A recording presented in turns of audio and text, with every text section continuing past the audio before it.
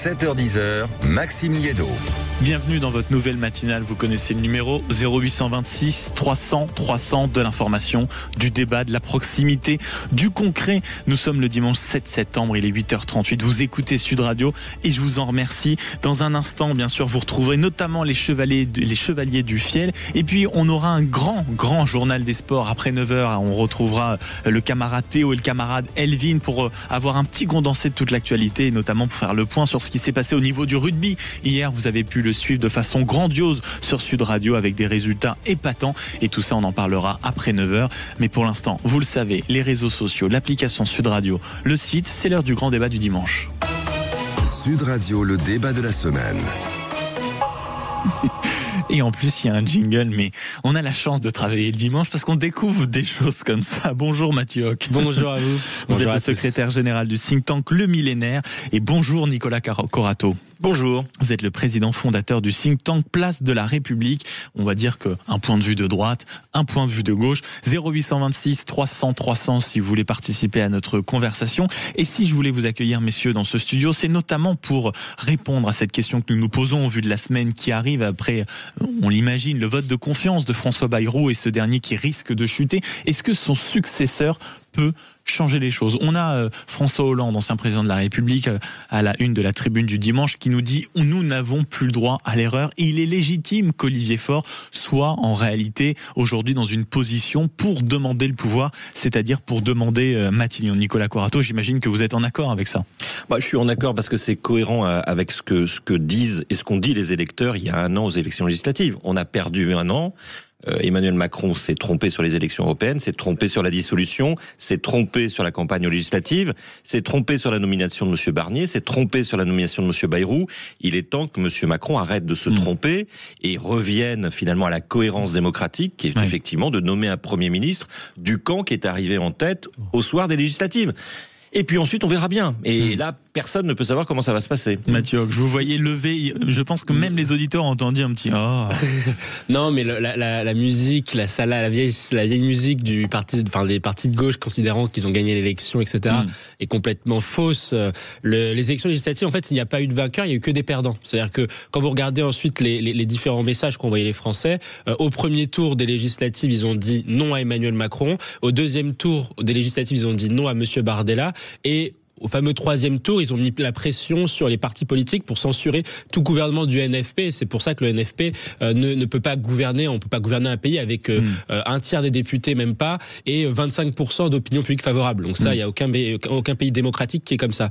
Non, ensuite, pour répondre à votre question, la difficulté, en fait, ça dépend de comment vous vous placez par rapport à l'Assemblée nationale et comment le président de la République pense l'Assemblée nationale. Est-ce qu'aujourd'hui, l'Assemblée nationale, il y a on va dire, un accord de non-censure potentiellement à trouver qui va des Républicains au Parti socialiste et lui considère que cette architecture parlementaire est tenable et auquel cas il faut nommer un Premier ministre qui soit capable de négocier, qu'il vienne de la droite ou qu'il vienne du Parti socialiste. Donc ça veut dire que vous considérez que c'est Michel Barnier et François Bayrou qui ont échoué dans leur mission, mais que la mission n'est pas impossible à faire. C'est eux qui ont mal négocié. Est-ce qu'on n'est pas arrivé aujourd'hui au bout d'un système? Je pense que c'est ce que pense le président de la République. Sinon, il y a une deuxième option, c'est que vous considérez que les partis politiques ne pourront pas s'entendre, qu'ils sont irresponsables. Et là, auquel cas, vous avez deux options. Soit vous nommez un gouvernement technique, c'est-à-dire vous mettez un haut fonctionnaire, par exemple, c'est la fameuse rengaine qu'on entend régulièrement. Oui. Soit vous prononcez une dissolution de l'Assemblée nationale et tout le monde retourne devant les électeurs. Nicolas Corato. Oui, mais dans tout ça, je reviendrai pas sur notre débat sempiternel sur ce qu'est la démocratie, mais enfin bon, avoir des gouvernements avec des premiers ministres qui viennent de camps qui ont fait à peine 5% législatifs, ça n'est pas démocratique. Je reviens sur l'éléphant qui est dans le couloir, parce que c'est bien beau de parler de personne, mais pour faire quoi? Or, il y a un non-dit là-dedans, c'est la réforme des retraites. C'est-à-dire qu'on veut bien imaginer... Donc on revient à nouveau sur la réforme des retraites. On veut bien imaginer... Vous imaginez un Premier ministre de gauche qui ne porterait pas le projet de retour sur la réforme des retraites. Et ça, je pense que le président de la République n'est toujours pas en capacité d'apprécier, d'imaginer et d'accepter qu'on puisse revenir sur la réforme des retraites, qui était le seul projet qu'il avait porté pendant sa campagne présidentielle en 2022. Et donc, le vrai sujet, c'est pas tant un problème de personne, c'est un problème programmatique. C'est-à-dire que si on veut demain un Premier ministre de gauche, ce Premier ministre de gauche ne pourra pas ne pas porter un projet de réforme de la réforme, voire un projet de retour sur la réforme de la retraite ou un projet de suppression de cette réforme. Mais est-ce qu'on peut peut-être envisager qu'au vu de la période, qu'elle soit politique et certainement surtout économique, est-ce qu'on ne peut pas envisager justement que chacun va devoir faire des efforts, aussi bien peut-être la gauche sur son totem qu'est la réforme des retraites, peut-être aussi la droite sur sa grande volonté de tailler dans la dépense publique. Il y a peut-être des équilibres à trouver, je sais pas, Mathieu Hoc. Là, ce que vous mettez en avant, c'est la question de la culture du compromis. Quand vous prenez au niveau des pays européens, ou un tout petit peu d'intelligence sans qu'on ait des Laurent Wauquiez qui disent qu'ils ne gouverneront pas un gouvernement PS sans aller jusqu'à l'antinomie, peut-être trouver des compromis, mais en tout cas quelque chose qui s'approche du raisonnable. Non, mais quand vous regardez les autres pays européens, ça marche. Est-ce que c'est bien ou pas, c'est autre chose, mais ça marche, la culture du compromis. Il y a 24 pays qui tiennent sur 27 dans les pays européens avec ce système-là.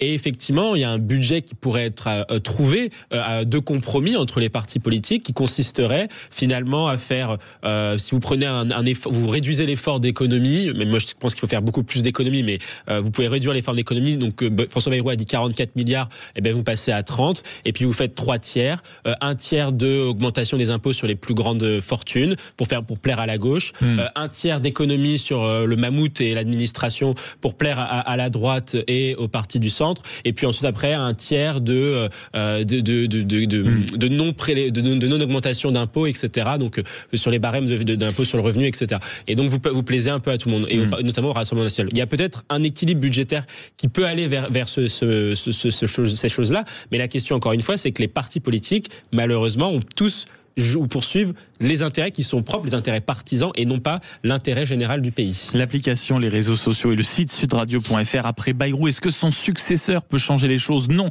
à plus de 89% sur les différents sondages et les commentaires. Je me permets de vous en lire quelques-uns. Jérôme notamment qui nous dit mais enfin il faut arrêter de se focaliser sur ce problème. Il ne vient pas du Premier ministre mais du Président de la République. Ou encore Gildas qui nous dit mais le problème vient de toutes les autres strates politiques, le Sénat, que ce soit aussi le Conseil constitutionnel et autres macronistes qui en réalité bloquent les possibilités d'évolution et de transformation du pays. Vous êtes d'accord avec ça, Nicolas? Oui, je suis d'accord avec ça. Le problème originel vient du choix et de la décision d'Emmanuel Macron.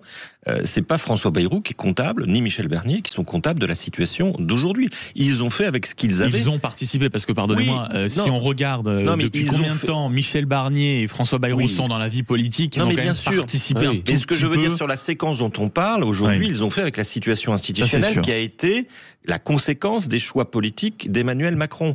Et je reviens simplement sur ce que disent vos auditeurs. Les partis politiques, il faut qu'ils fassent avec leurs électeurs. Ah ben ça c'est sûr. Vous prenez un peu vos désirs pour des réalités. Personne, il y a un an, n'a voté pour une politique d'austérité budgétaire. Ouais. Les Français ont voté pour le pouvoir d'achat. Augmente encore, donc on n'avait pas vraiment. Attendez, très bien, on va se le dire entre nous. On va se le dire entre nous. Mais trouvez-moi un électeur d'il y a un an qui a voté pour une politique d'austérité budgétaire. Vous voyez, dans les 5% de votre camp, peut-être, il y en a quelques-uns. Mais pardonnez-moi, entre les scores du NFP et le score du Rassemblement national, il n'y a pas plus d'un Français sur 3 qui a voté pour la politique qui est promue aujourd'hui et qui est. Mais il n'y a pas de politique d'austérité. Elle n'existe pas aujourd'hui. Les dépenses publiques augmentent en volume. J'ai parlé de désir. On est à 57%. J'ai parlé de votre désir de mettre en place une politique d'austérité. Pardonnez-moi de vous dire que ce désir est minoritaire dans le pays. Mais surtout que si on vous pose la question, le successeur peut-il faire quelque chose? C'est que la semaine qui arrive est quand même une semaine sous haute tension. Non seulement mercredi, c'est le moment du fameux rassemblement. On ne sait pas encore ce que ça donne. On a vu les réactions contrastées de l'exécutif concernant le mouvement du 10 septembre. C'est évidemment à la une d'énormément de vos journaux ce matin et au cœur de la préoccupation de beaucoup de nos auditeurs. Vendredi, les agences de notation qui vont sans doute on dit ça à chaque fois, mais qui en tout cas vont réévaluer la note économique de la France. Donc, si vous voulez, tout ça est très tendu et si vous voulez, tout ça se fait dans un climat, et je voulais qu'on en parle aussi tous ensemble parce que ça a beaucoup fait réagir ce matin au standard 0826 300 300. C'est le contexte quand même toujours de méfiance, de difficulté. On a eu ce sondage qui considère qu'à plus de 90% que le spectacle politique est minable, et on a eu cette vidéo qui est peut-être un grain de sable aujourd'hui dans l'engrenage, mais qui vient participer à ce climat délétère quand même en démocratie, la confiance, les journalistes, le pouvoir, le citoyen. Comment vous avez observé cet échange dont on parle beaucoup entre Patrick Cohen, Thomas Legrand, des cadres du Parti socialiste? Est-ce qu'on en a trop fait? Est-ce qu'on en fait trop? Ou est-ce que c'est choquant, Mathieu Hoc? C'est un véritable scandale démocratique. Le fait qu'on ait aujourd'hui des journalistes, enfin des militants déguisés en journalistes qui sont payés par l'argent du contribuable, qui ne sont même pas et qui sont jamais sanctionnés ou très rarement sanctionnés par le gendarme de l'audiovisuel public, l'Arcom, qui est pareil au passage coûte 47 millions d'euros par an aux Français pour financer 355 employés, et que aujourd'hui l'Arcom préfère faire la peau de certains journalistes ou de faire la peau de certains animateurs comme Monsieur Hanouna plutôt que de protéger des streamers qui sont en difficulté, ou justement de sanctionner certains médias, notamment publics. C'est quelque chose qui pose véritablement problème, parce que les Français aujourd'hui, il y a 26% des Français qui font confiance aux politiques. Donc par définition, c'est-à-dire qu'il y en a 74% qui ne font même plus confiance aux politiques. Les journalistes aussi font partie des catégories de la société qui suscitent le plus de méfiance, notamment ceux du service public. Ça pose un problème aujourd'hui quand vous avez des collusions de pouvoir entre certains partis politiques. Monsieur Corato disait que les Républicains ont fait 5%. Je rappelle quand même que le Parti socialiste, c'est 1,75% à la dernière présidentielle. Ça pose quand même question, me semble-t-il. À dire que et Thomas Legrand et Patrick Cohen, Thomas Legrand a été suspendu, Thomas Legrand nie en effet les propos en tout cas qui lui sont reprochés, en disant que c'était une discussion et qu'en effet son job de journaliste était d'arrêter les mensonges de Rachida Dati, et Patrick Cohen envisage même de porter plainte pour violation de conversations privées. Nicolas, est-ce que vous envisagez, Nicolas Corato, les mêmes propos, et est-ce que vous regardez ces événements de la même façon? Non, pas du tout. Je pense que la société de défiance, elle existe depuis des années, elle a déjà été documentée, elle ne fait que s'accroître. Mais elle est aussi alimentée par des méthodes antidémocratiques, et moi j'ose dire des méthodes de barbouze. Quand on voit de pseudo-journalistes venir enregistrer à leur insu des conversations privées de journalistes, c'est-à-dire de personnes publiques qui sont un peu protégées par la loi. Il y a une loi de 1881 sur la liberté d'expression. Quand on voit la manière dont cette conversation est montée en épingle, quand on voit des journalistes de plateau s'étonner que des journalistes puissent avoir des idées politiques alors qu'eux-mêmes sur leur plateau ne font que d'avoir une activité militante politique, vous allez me dire, avec l'argent public, on va s'arrêter tout de suite, tous les journalistes sont financés par l'argent public. Les journalistes, pas à 100%. Les journalistes, pas à 100%, les journalistes peuvent déduire 7 650 € par an de leur revenu fiscal. Ça coûte 50 millions d'euros d'argent public par an. Donc on arrête de dire que c'est le financement.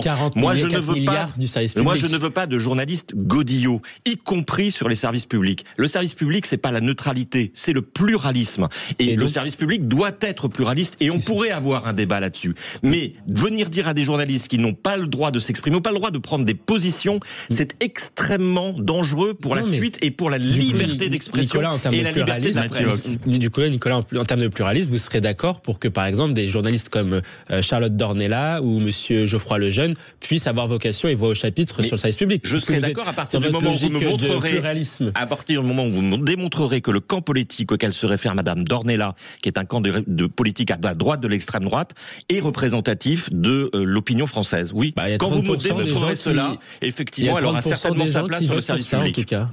Bon, écoutez, ça sera le mot de la fin, et votre échange est la preuve quand même que c'est quelque chose qui marque, et qu'on peut avoir des avis, même avec des idées très faites, qui restent quand même plutôt nuancées. Je vous ai pas trouvé si on va dire si violent que ça. Mais parce que c'est dimanche. parce que c'est dimanche, et peut-être qu'au fond, même si on a des reproches à faire à cette séquence, je pense qu'on est aussi surtout gêné ou par un aspect de cette histoire ou par l'autre, aussi bien sur le vol de conversations privées que le fait en effet que, même si vous l'avez dit, que tous les journalistes avaient touché de l'argent public, mais qu'en réalité c'est quand même ceux qui sont en grande partie y travaillent et sont payés, plutôt que la niche fiscale, qui n'est quand même pas la même chose. Merci.